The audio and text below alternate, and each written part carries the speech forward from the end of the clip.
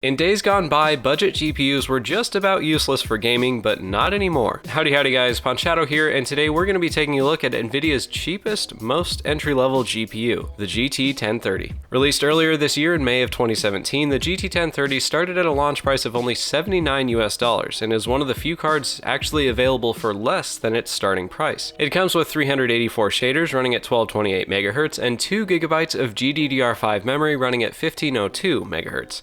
Due to its 64-bit memory bus, the total memory bandwidth is only 48 GB per second.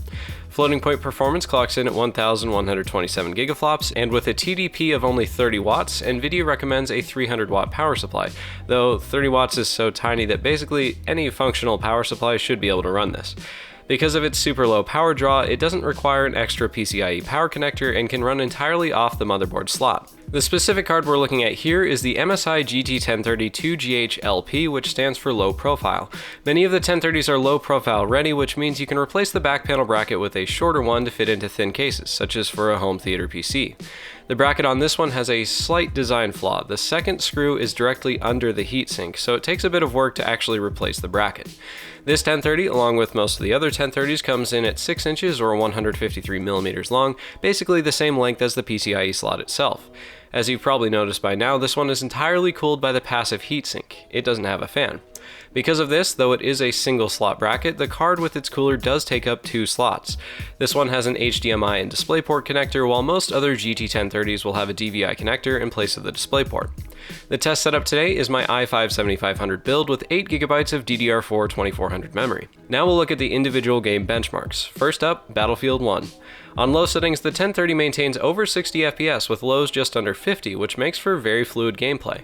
On medium, that average drops to 43, with 1% lows at 33 and 0.1% lows at 31. The highest playable graphics setting is high, with the average frame rate right at 30 FPS. Maxed out on Ultra, the GT 1030 averages 26 frames per second with lows at 22 and 21. So in Battlefield 1, if you're looking for 60 FPS, you'll get that on low settings, and if you're okay with 30 FPS average, then you can push it up to high settings. Next, we'll look at CSGO.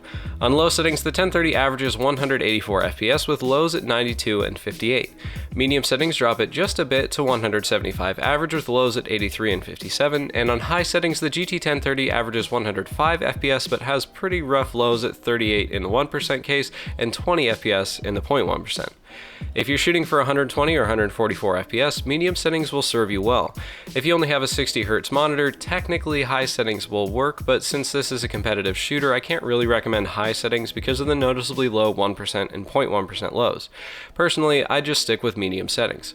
Third up is Deus Ex: Mankind Divided.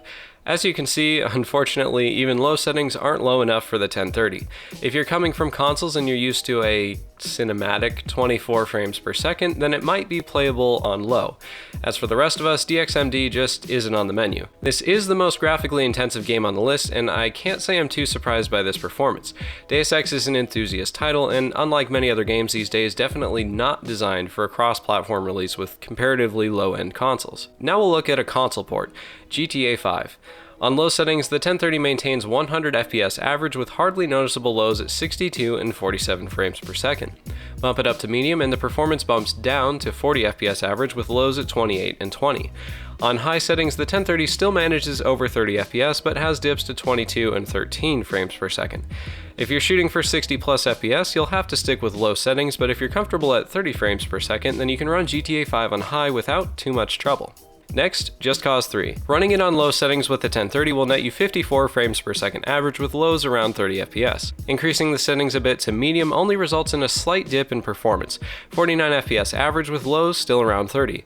On high settings though, the 1030 gets bogged down quite a bit, 29 FPS average, 22 FPS 1% lows, and 19 FPS 0.1% lows.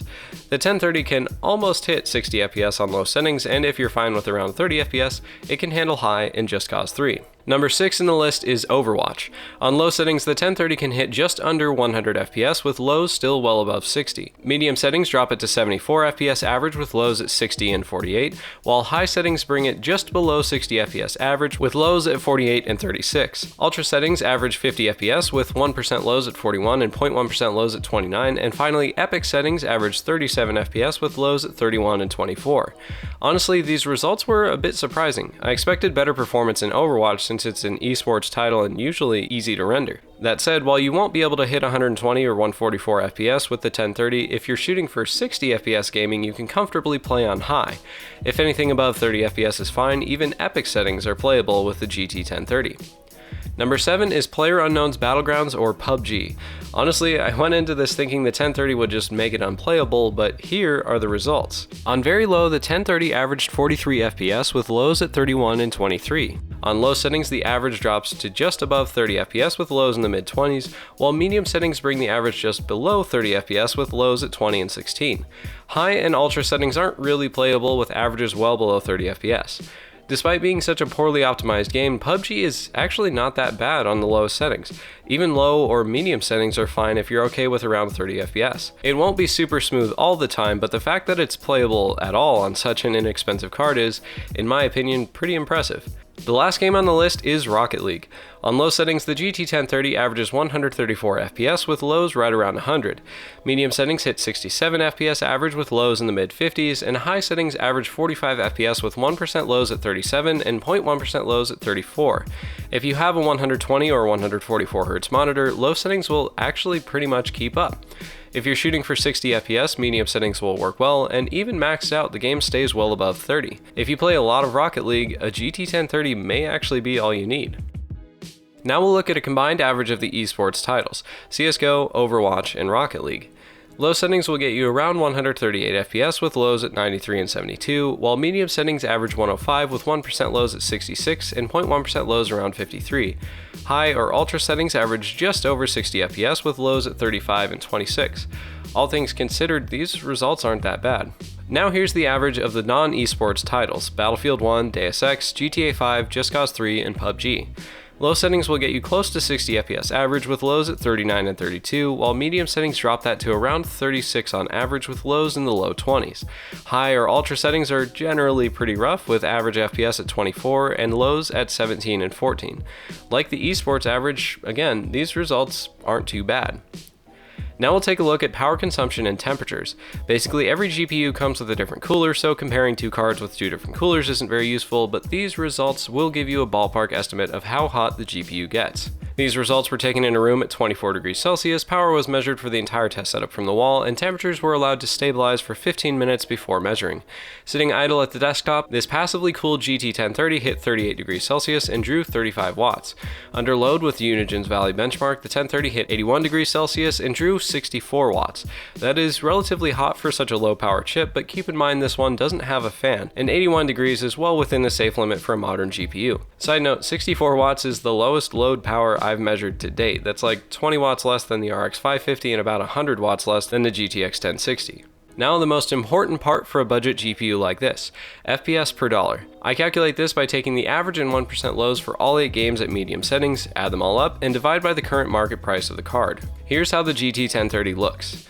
From all the benchmarks I've run, 0.9 FPS per dollar is right up there with the best, and I think the 1030 is among the first cards to break the old budget GPU trend. Entry-level cards like this, ones available for under $100 or so, used to be nearly useless for gaming. In many cases, they just couldn't run games acceptably at all, so they'd come out with horrific FPS per dollar metrics. That is, they weren't cheap enough to justify having such awful performance. Not so with the 1030, and I have to say I'm very happy to see the super budget range getting some decent parts for the first time in basically forever. I was skeptical of the GT 1030. Originally I wanted one just so I could have a passively cooled silent GPU for testing noise levels of other components, but after running these tests and gathering the data, I'm actually very impressed. Sure, it's not an RX 580 or a 1060, but it also costs like 2/3 less. And out of the 8 games I tested, only one of them wasn't playable: Deus Ex. Every other game could handle low to medium settings depending on how picky you are with your frame rates, and some of them even hit 100 FPS or more. Now, I wouldn't recommend the 1030 if you're running a mid-range GPU from the last 2 or 3 generations, but if you've been struggling with onboard graphics or you have an old entry-level card like the R7 250, the GT 1030 will be quite an upgrade for very little money. The other big use case is for home theater PCs. As far as I know, the 1030 is the only current gen card that can be passively cooled out of the box. If you just want to start playing games while spending the least amount of money possible, or you need a GPU for watching 4K video, NVIDIA's GT 1030 might be perfect for you. If you want to get notified of new videos as soon as they're up, hit subscribe, then click the bell icon to enable notifications. So guys, if you like this video, hit the like button. If you want to see more, hit subscribe, and if you have any questions about the GT 1030 or these benchmarks, leave them in the comments below. Thanks for watching, I hope I helped, and I'll see you in the next video.